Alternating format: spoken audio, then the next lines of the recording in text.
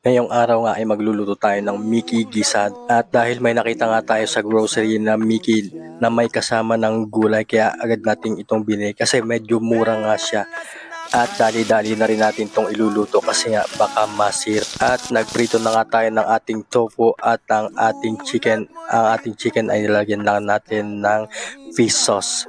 At bisa na rin natin ang ating mga aromatics, onion at garlic mga kakusina, at ilagay na nga natin ang ating Mickey.